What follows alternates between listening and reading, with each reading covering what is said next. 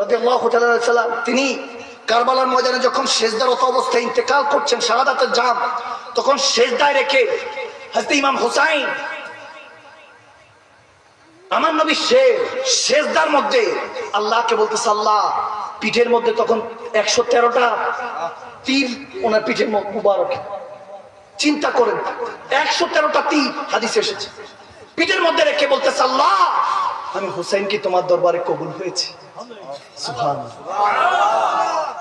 তখন আমার আল্লাহ মালাইকা ফেরেশতাদেরকে ডাক দিয়ে বলে, এই ফেরেশতারা দেখ, বলেছিলি বান্দাকে বানাইতে না, শুধু কাটাকাটি মারামারি করবে, দেখ আমার হুসাইনকে, বান্দা দামি, তোমাদের সমস্ত সেজদা এক জায়গায় আর ইমামে হুসাইনের এই এক সেজদা এক জায়গায়। সুবহানাল্লাহ। আল্লাহু আকবার। আপনার আমার জন্য জান্নাতের যুবকদের সর্দার কি দরকার রক্ত ঝরানো, শিখে গিয়েছেন। ইমতিহানের নাম শুধু পরীক্ষা নয়, ইমতিহানের নাম মুহাব্বত, আল্লাহ আল্লাহ রাসূলের রাযামন্দি। সুবহানাল্লাহ। শাস্ত হুসাইন, বাদশাস্ত হুসাইন, দিন আস্ত হুসাইন, দ্বীপ পানাস্ত হুসাইন, এগুলো তো আমরা এখন হাজার হাজার কিলোমিটার দূরে রাখছি, এগুলোর সাথে কোনো লেনা দেনা নেই। মা বোনদেরকে এখন যদি বলি চলো ইমাম মাহদী আলাইহিস সালাম চলে আসছে, দাজ্জালের ফিতনা বেড়ে গেছে, লড়াই করব, আপনাদের বউ বাচ্চারা আগে থাকলে আপনাদেরকে আটকাবে, বলো কই যাও, যুদ্ধে যেতেছি। আরে ৭১-২৪ এত কিসের যুদ্ধ, তুমি মরে গেলে আমাদের দেখবে কি? অথচ মুসলমানের ইমানই হলো আগামী কাল বলতে কিছু নেই, আগামী কাল বলতে কিছু নেই। আমি হারদাম আমার সফর সঙ্গীদেরকে বলি, আমার সাথে যারা চলেন সকলকে বলি, আগামী কাল বলতে কিছু নাই। নাও টুডে, আজ আছে তো কাল আছে, আজ নাই তো কাল নাই। কিয়ামত হবে, সিংহে ফুৎকার দিবে ইসরাফিল আলাইহিস সালাম, ওই আশায় বসে দেখো না যে আজকে ইন্তেকাল করছে তার জন্য আজকে থেকে কিয়ামত শুরু। কথা বোঝেন নাই? তা তো হিসাব নিকাশ আজকে থেকে শুরু। আপনি আজ মরে যান, আপনার পকেটে টাকা আছে, ফুলুস আছে, আপনার নামে মিছিল আছে, জুলুস আছে, পকেটে টাকা শেষ, ক্ষমতা শেষ, ফুলুস শেষ, আপনার নামের মিছিল শেষ, জুলুস শেষ, বাইর যান। এলো দুনিয়া, কামিয়ে দিবেন লোকমা তুলে খাওয়াবে, কামিয়ে দিবেন লোকমা তুলে তুলে খাওয়াবে, কামিয়ে দিতে পারবেন না, বেকার বলে গালি দিবে। আর কি শুনবেন? যত শুনবেন তত মন চাইবে যেখানে তুইটা চলে যায়। কেন? কারণ হক কথা প্রত্যেকের পেটে হজম হয় না। বাকিটা বুঝে নেন, ভদ্র কথাই বললাম আর কি। হক কথা সকলের পেটে হজম হয় না, সকলের রুহে হজম হয় না।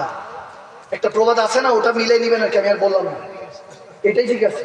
হ্যাঁ, ঈসা আলাইহিস সালাম একদিন এরকম পথে দিয়ে যাচ্ছেন ওনার উম্মতদেরকে নিয়ে, সামনে খিনজির, ইবলিসের নাতি আর কি, খিনজির দাঁড়ানো। ঈসা রুহুল্লাহ বলতেছেন, হাত তুলে, আমার নবীর হাদিস, মুসলিম শরীফের হাদিস, নবীজি পড়াচ্ছেন, হাত তুলে বলতেছে, এ খিনজির, দোয়া করতেছি আল্লাহ তোমার ভালো করুক, সরে যাও রাস্তা থেকে। সে সরে গেল। উম্মতকে নিয়ে যখন সামনে অগ্রসর হচ্ছে, নবীজি পড়াচ্ছেন, ঈসা রুহুল্লাহকে ওনার ফলোয়ার উম্মতরা জিজ্ঞেস করছেন, ইয়া ঈসা, খিনজিরের জন্য দোয়া করলে, খিনজির এর জন্য দোয়া করলে? ঈসা রুহুল্লাহ দেখেন, নবীদের এটা হলো ইসলামের মাগজি, ইসলাম এটা ইসলামের মগজ, যেটা এখন বলছি ভালো মতো খেয়াল করেন। বলতেছে খিনজির তো খিনজিরই, আমি চিন্তা করলাম তার জন্য আমার জুবানের কথা কেন চেঞ্জ করবো, সুবহানাল্লাহ, তার জন্য আমার মুখকে কেন খারাপ করবো, আমি আমার অভ্যাস চেঞ্জ করতে চাই না, এজন্য দোয়া করলাম, জানি সে থাকবে, আমি দোয়া করলাম এজন্য যাতে তার থেকে আল্লাহ বান্দাদেরকে হেফাজত করে। সুবহানাল্লাহ।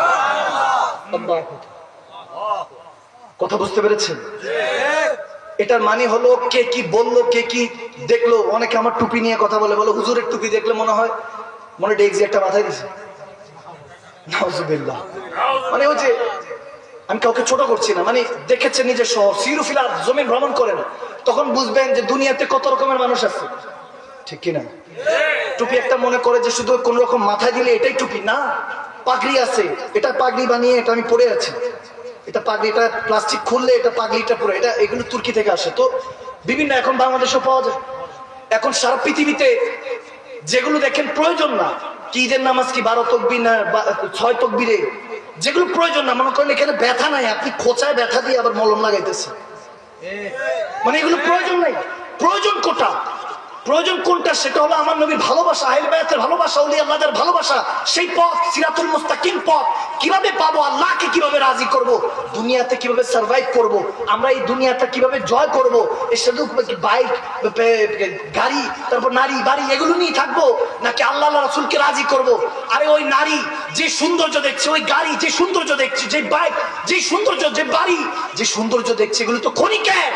আর তিনি তো সেই রহমান, এই পর্দা সরে গেলে তেনাকে দেখলে তিনি তো সমস্ত সৌন্দর্য বানানেওয়ালা।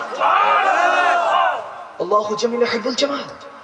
আল্লাহ সুন্দরতে সুন্দরকে ভালোবাসেন, সুন্দরভাবে চলেন। বাদশা, আপনি শাহেনশাহ নবীর উম্মত, আপনি বাদশাহী ভাবে চলবেন। কেন এগুলো ভুলে যাচ্ছে? আমাদের ঐতিহ্য কোথায় গেল? আপনাকে বলবে, তোমরা কি করবা? আপনি বলে দিবেন আমাদের ইতিহাস যথেষ্ট। ঠিক কিনা? ঠিক কিনা? আপনাকে বলবে তোমার কাছে অস্ত্র গোলা বারুদ নাই, কিছু হবে না। আপনি বলে দিবেন সমস্যা নাই, আমাদের আল্লাহর ভরসাই যথেষ্ট। ঠিক কিনা? আপনি এভাবে নিজের সাথে নিজে ফাইট করতে হবে। এগুলো ভুলে গেলে হবে না। আজ এখনো আছে, কাল বলতে কিছু নাই। কসম করে বলছি, কাল বলতে কিছু নেই। যেদিন এই দুই হাতে আপনজনকে দাফন করে আসবেন, তখন আমার কথাগুলি হাকিকত মিলিয়ে পাবেন।